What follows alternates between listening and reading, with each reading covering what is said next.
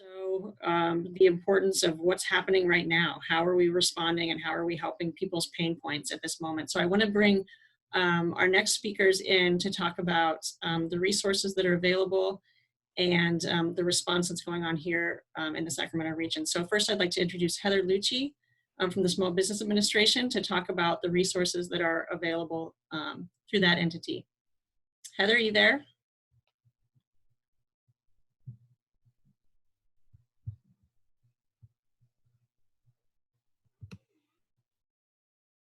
I know she was earlier. I'm here. Okay, I think Great. I'm unmuted now. All right. I apologize. Thank you so much, Evan. I appreciate the conversation, and I'm actually, it was just fascinating listening to the panelists. I think that there's so much going on right now, and honestly, things that we hadn't thought of previously. That, you know, in the next 6, 12, 18 months, things are really going to be shifting in a much different direction. And, you know, long-term wise, it really remains to be seen the impacts of the COVID-19 coronavirus, the crisis, along with that.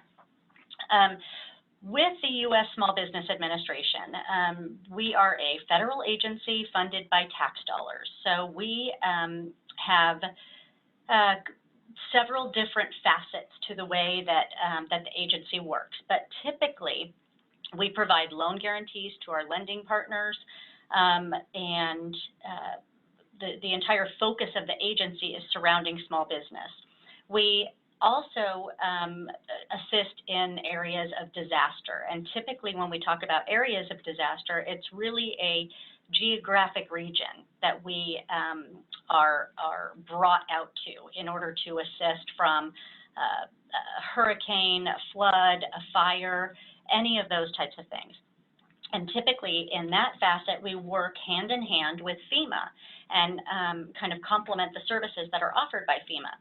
This pandemic has had a totally different response to the agency, and we have kind of found ourselves in more of the role of being a first responder versus coming in after an actual event. So from that standpoint, we already have our economic injury disaster loans, and those have been around since the agency had a disaster division.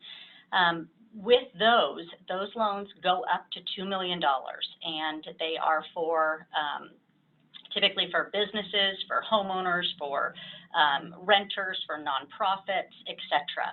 And again, those would typically be utilized in an area of disaster where there's an actual event that has occurred.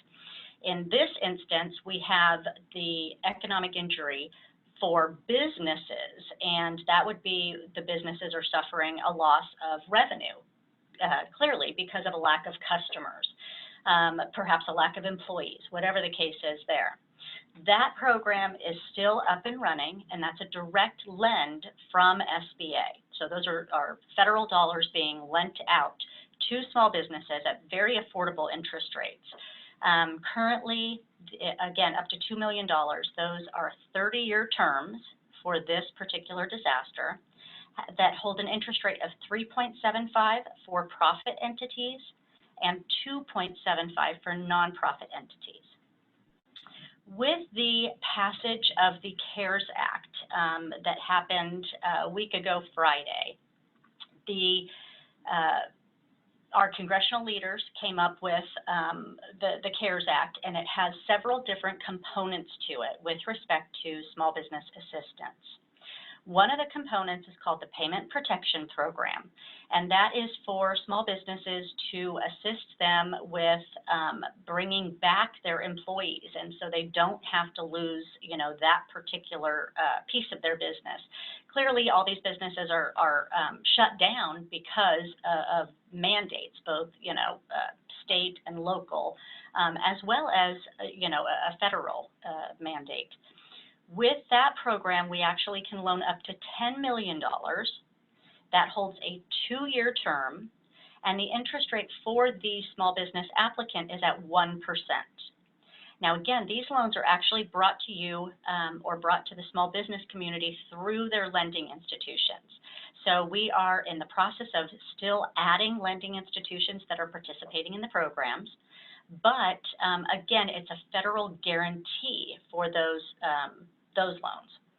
And just to give you an idea, in any typical year with the SBA loan guarantee programs, we, through our 7A and 504 channels, and again, those are just portions of the Small Business Act, through those channels, we typically would do, in 7A, I think it's around 25 or 27 million.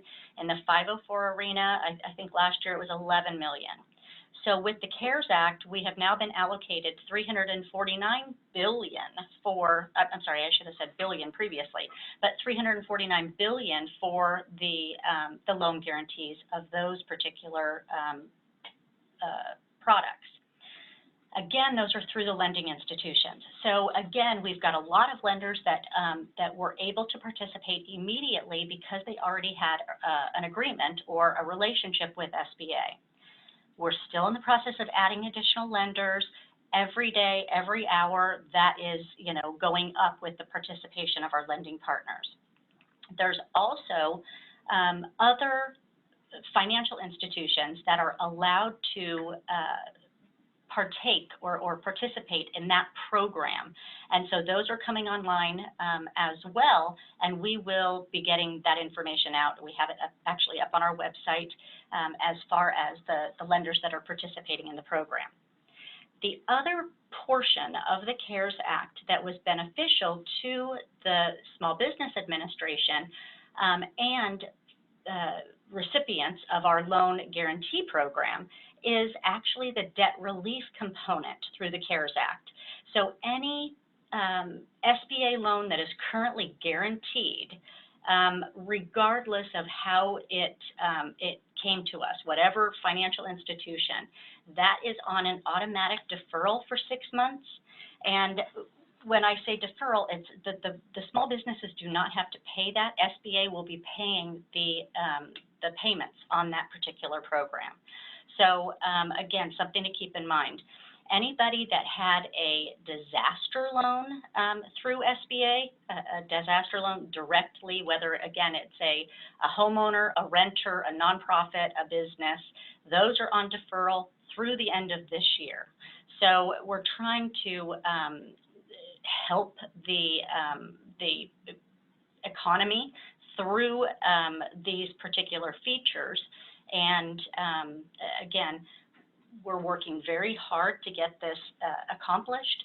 It has been really a monumental undertaking, and I can't stress that enough. We actually have hired over 1,000 people just to man the phone systems. So that'll give you kind of an idea of the scope of what we're dealing with currently. You know, you figure if there's 32 million small businesses in the country, this is just it's really hit the agency hard. So if you are one of those recipients or applicants, I should say, please be patient with us. We are doing everything we can. We have people working 3 different shifts. The phone lines are 24/7 now, and you know, we've definitely fallen short, but we're adding to staff each and every day to try to assist. So I'm happy to take some questions, Evan, if you want to try that, or if you've got some questions already lined up to you. Yeah, I appreciate that so much. I would like to, and I appreciate so much the work that you're doing. I know that you have just an overwhelming demand on your services right now. So I appreciate you taking the time to talk, and also just acknowledge the undertaking that you all are attempting to do. We've got a few minutes left, and I really want to hear also from Amanda Blackwood, the CEO of the Sacramento Metro Chamber, who is here to talk also about the rapid response work that's going on to support business here in Sacramento. So maybe